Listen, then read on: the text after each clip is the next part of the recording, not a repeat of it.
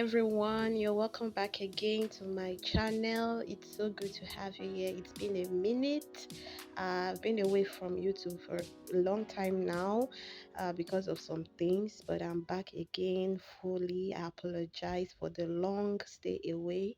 And guys, I woke up to YouTube mail in my inbox saying that we've hit 1,000 subscribers. Yay! Thank you so much for subscribing to this channel, for believing in me, for joining this family and sticking with me. I so much appreciate. To my new subscribers, you're very much welcome. My name is Achibola. I'm your fashion tutor. And to my OG subscribers, thank you so much for remaining here. Thank you, thank you, thank you, thank you. That's all I can say. Uh, Today I will be teaching you on how to make this keyhole neckline with puffy sleeves and a basque hip line dress.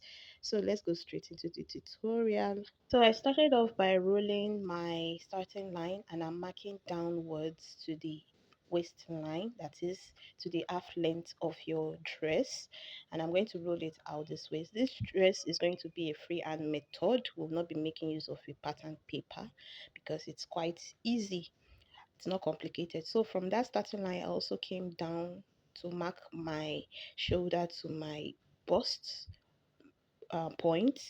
And after doing that, I'll be putting my half measurement of my shoulder line plus half inch allowance inclusive, and I'll be rolling both sides together this way. After doing that, it's time to put the neckline. You don't want the neckline to be too wide. In my own case, I'm making use of 3 inches for the width, and I came down from the shoulder line, that is the starting line, down that line by 1 inch to create our shoulder slant.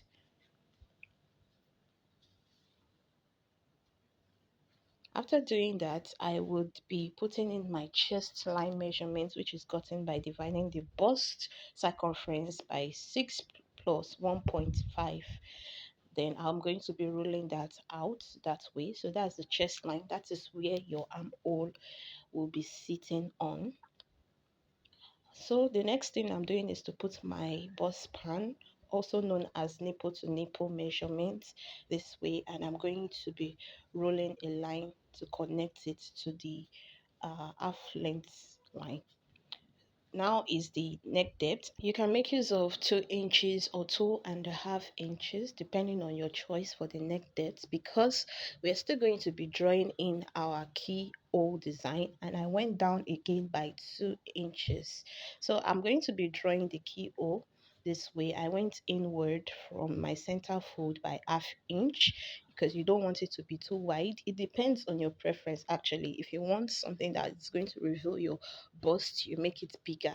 So I'm going to connect that point to my uh, initial neckline depth this way with a curve. Then after doing that, it is time to put in my darts, and I just went in by half inch on both sides, and from my bust point I came down by 1 inch, and I'll be connecting it to the dart legs this way. And I'm just measuring the distance between the waistline to where my bust that is, so that when I'm sewing I would be able to get the accurate measurement. So I'm putting in my body circumference measurement. For the hips, I divided my waist, for the waist I divided it by 4. I added my 1 inch of bust that back plus sewing allowance. For my bust as well, divided it by 4, and I added the sewing allowance to it. So I'm measuring the armhole line and to find the midpoint this way, and I am going inwards by half inch to draft out the front armhole. So I'm going to be connecting it first with a straight ruler to the point, half point, then I'll be using the curve to connect it to my bust circumference measurement this way to create our armhole.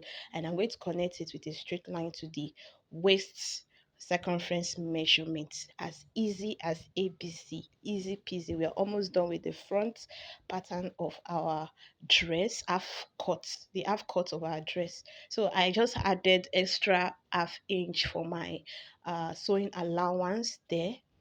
That is the allowance I'll be using to connect my half cut to my down part of my dress. So I'm just going to be cutting it out this way, but I will not be cutting out my armhole yet or any other side for the front. I'll be using it to cut out the back pattern of my dress. So you can see the way I'm adjusting my uh cloth. I'm adjusting it in a way that I'm going to have extra 2 inches at the center fold so that I'll be able to fold in my zipper this way. So you can see it. So I'm just going to cut out the starting line away for the front pattern. Then I'll be placing it like this on the back pattern this way. So you see the way I folded my material for the back pattern. I folded it with my zipper allowance from the center fold. Then I'm going to be cutting it out so that it will be easy for me to draft it out easily.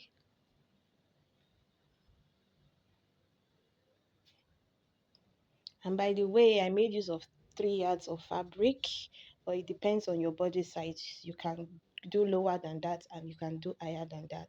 So I'm going to be folding in my zipper allowance inward this way. After doing that, I'll be marking in 1.5 inch from the top to represent my neck depth. Then the armhole is just simple. I'm just going to draw the curve from the midpoint of the armhole line like this. I'm not going inward.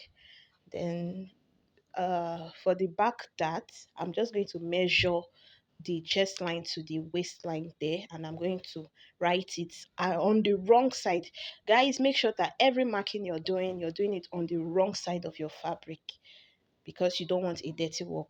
So I'm going to be cutting out the back neckline first together with my front pattern. You can see I'm cutting out the shoulder slant as well, like this. And I'm just going to notch the dart legs for reference purpose. Then I'll be cutting out the back armhole together first this way. Guys, you can see how easy it is. It saves us a lot of stress and paperwork. But if you want to make use of a paper pattern, you can also do this method. So now what I'm going to be doing is to draw the markings for my uh, waistline there. You can see I'm just replicating it for the back pattern this way. So I'm going to be connecting those points together, the chest line there. I'm just replicating the chest line there, and I'll be extending it this way. What I'm doing here is I'm trying to make the back contour. You do not want your zip to look bulky or bulgy. So I went inward on the waistline by 1/2 inch and I connected it upward to the chest line this way with a straight line, or yeah, like this.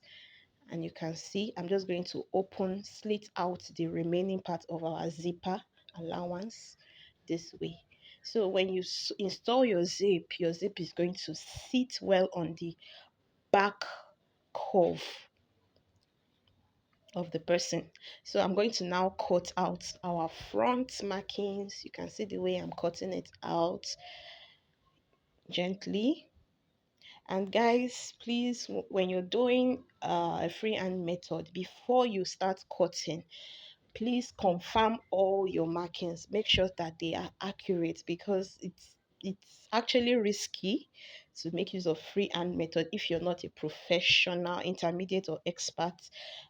You have to confirm it before you start cutting. Make sure that your allowances are there, because you cannot put it's not the paper pattern method where you have to add your allowance either on the paper or on the fabric. So I discovered my camera was not recording, and I'd already gone some steps ahead, but they are not complicated steps. I just sewed in my darts and biased the, like, taped the keyhole with my bias, and I joined the shoulders. So there were not much advancements. So I'm just here measuring the waistline for my front and the waistline for my back in order to draft the bottom part of my dress. So I'm going to be folding my fabric like this, wrong side facing outward, because we'll be marking on the fabric directly.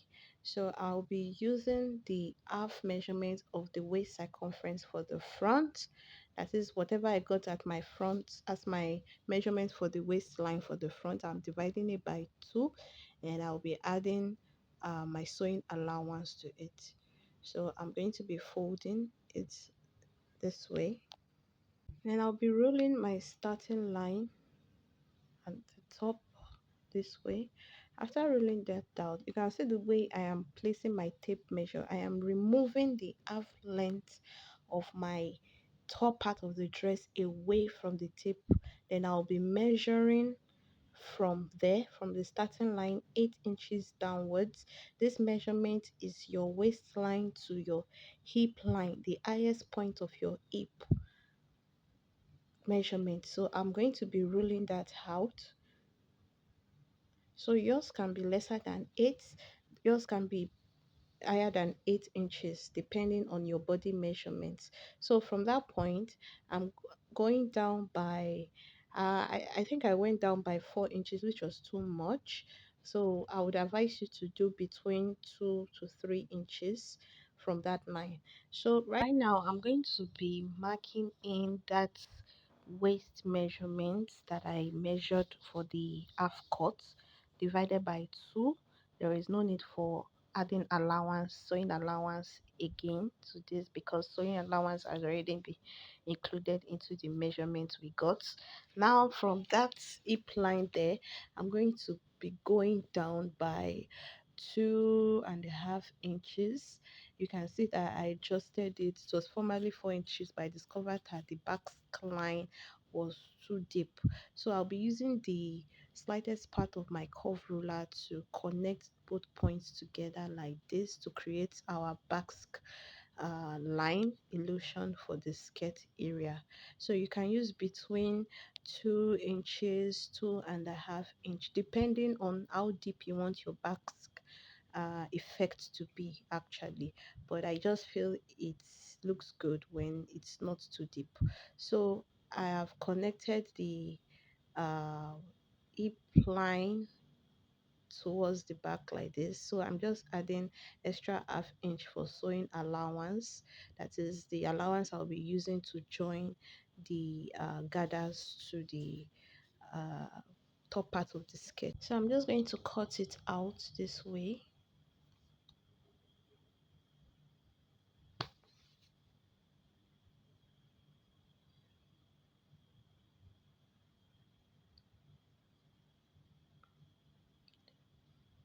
And I'm going to be cutting that selvage area out, the starting line away, because I don't need it.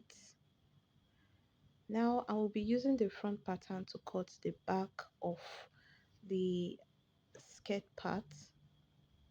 So you can see the way I'm folding my fabric. I'm making sure that it's properly aligned, and I'm increasing the width of it because of the zipper allowance we're going to be needing for the back. So I'm leaving about 2 inches zipper allowance extra from the center fold there,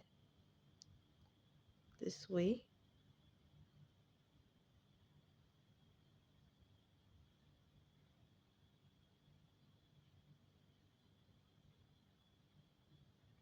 And I'll be cutting it out.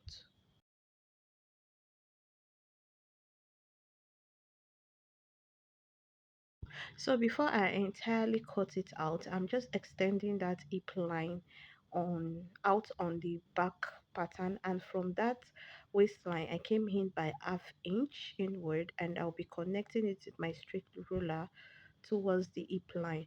This is to create the uh, zipper contour for the dress, so that when you install your zipper it's not going to be bulky. So I'm going to cut out the rest of the pattern.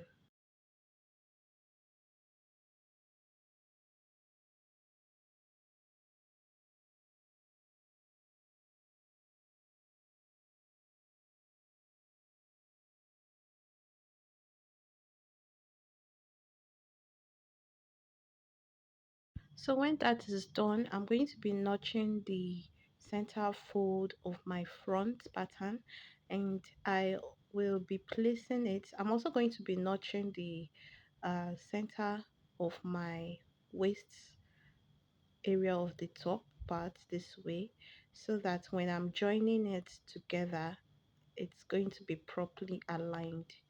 So I'll be joining both waistline together this way, and I'll be running a sewing allowance stitch, and I'll do the same for the back as well.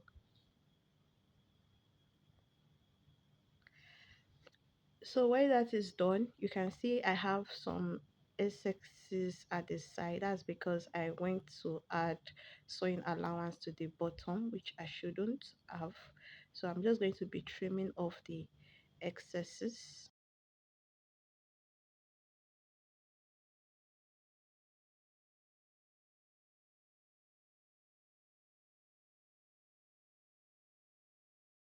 Need I say that you can decide to add that to the skirt part of your dress, but I just decided not to do that. And when you're adding your stats, make sure you add allowances to the skirt part as well. So here I am just shaping out the dress. I'm putting the quarter of the waist circumference on the waistline there. I'm making sure that I mark it equally from that notch, the middle notch there. And I will be doing my hip circumference measurement too. So I'm just folding my tape measure into two in order to get the measurement, but I was getting confused, so I just decided to roll the midpoint out this way so that I can be able to place my measurement on both sides equally. So I'm putting the quarter measurement of my hip on the hip line there, and I'll be putting the quarter measurement of my bust circumference as well, like this, on both sides.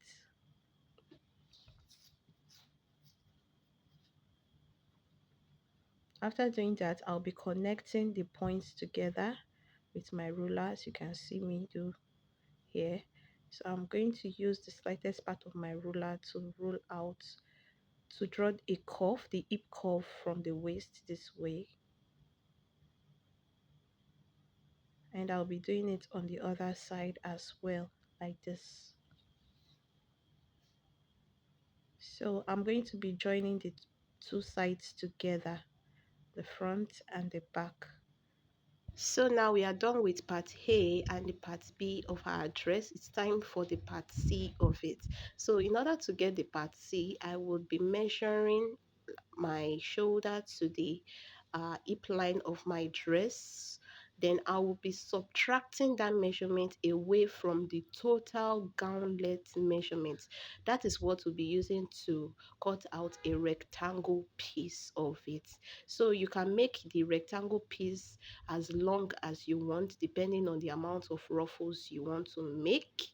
And you can see right here that I've already cut out the rectangle piece and I've gathered it. So I'll be joining that gathered rectangle piece to the hip line this way, and we are almost done. So it's time for the sleeve part of my dress. So as you can see, I've already attached one part of my sleeve to the armhole, which is very easy to do. This is what I'm left with in my fabric, and I'm just folding it into two. I'm going to stitch that side, and I'm also going to hem the bottom, leaving a space for my elastic to pass through. And I'm also going to ruche that top part to be able to fit into my armhole. And that is all. I've already installed my zip. I've attached my bias tape to the neckline, as you can see here. So I'm going to do it And that will be all for the dress. So if you enjoyed this tutorial, kindly leave a thumbs up, kindly subscribe, and hit on your notification bell for when I drop my next video tutorial. See you on the next one, and have a lovely day. Bye.